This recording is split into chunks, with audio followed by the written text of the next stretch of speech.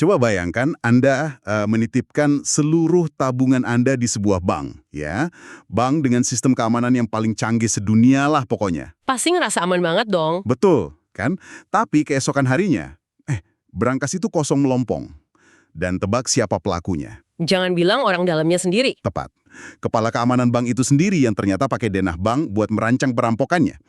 Oke, mari kita bedah masalah ini. Karena ini persis dengan realitas mengejutkan dari berita tanggal 27 Juli 2026 yang mau kita telusuri sekarang. Oh, yang soal penangkapan polisi itu ya? Iya, betul.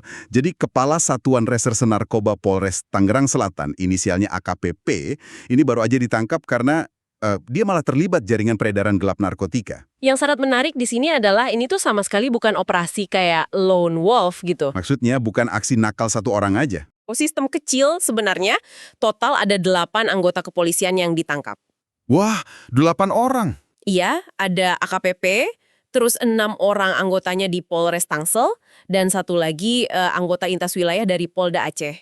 Jadi, apa arti dari semua ini? Maksud saya, 8 orang dari lintas wilayah tuh mengindikasikan mereka bukan sekedar pemakai biasa yang kebetulan lagi pesta narkoba, kan? Jelas bukan. Ini lebih terdengar kayak mereka pakai lencana polisi itu macam izin usaha waralaba gitu buat jalanin bisnis ilegal. Mereka pakai infrastruktur negara. Justru untuk memfasilitasi kejahatan itu sendiri. Nah, iya. Gimana menurut Anda? Analisis Anda soal izin usaha itu benar-benar menyentuh inti masalahnya.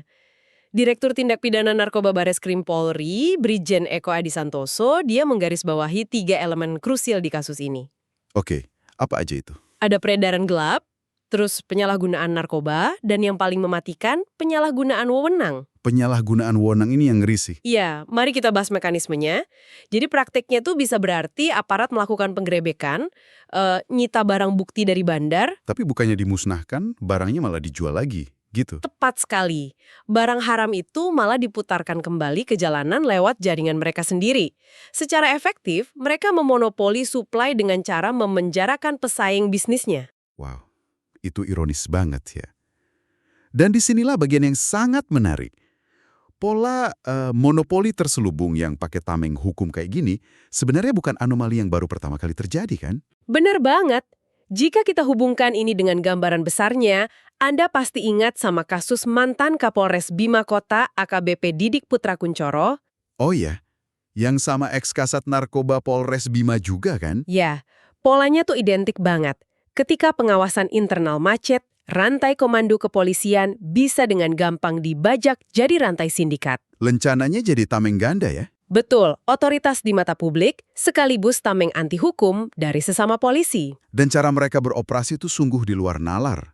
Di kasus jaringan itu penyidik tuh sampai nemuin koper. Di rumah polisinya kan? Iya, di rumah seorang anggota di Tangerang.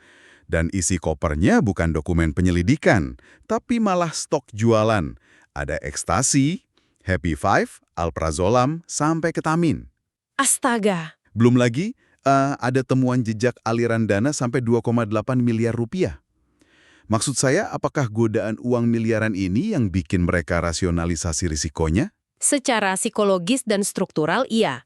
Ketika penegak hukum tahu persis di mana titik buta atau blind spot dari sistemnya, godaan uang tak terlacak itu sangat destruktif. Mereka jadi bisa ngancam bawahan juga ya? Pasti, intimidasi bawahan biar bungkam atau nyuap rekan kerja. Ini menciptakan semacam code of silence atau lingkaran diam yang bikin kejahatan ini bisa jalan bertahun-tahun sebelum akhirnya ketahuan. Makanya, ini memunculkan pertanyaan penting. Saya lihat komentar dari netizen pembaca bernama Ivan Sudira di artikel sumber kita. Oh, yang soal hukuman mati itu? Iya. Dia melontarkan gagasan, haruskah aparat penegak hukum yang berbalik jadi pengedar ini dijatuhi hukuman mati demi mengembalikan kepercayaan institusi? Masuk akal sih dia nanya gitu. Sangat masuk akal. Pertanyaan ini lahir murni karena pengkhianatan dari dalam ini. Merusak struktur kepercayaan sosial kita yang paling dasar. Iya, pas orang yang Anda bayar buat jaga pintu rumah malah diam-diam jual kuncinya ke perampok. Krisis kepercayaan tuh respon yang logis banget. Dan ganti oknum doang nggak bakal cukup kalau sistemnya masih punya blind spot yang sama. Benar.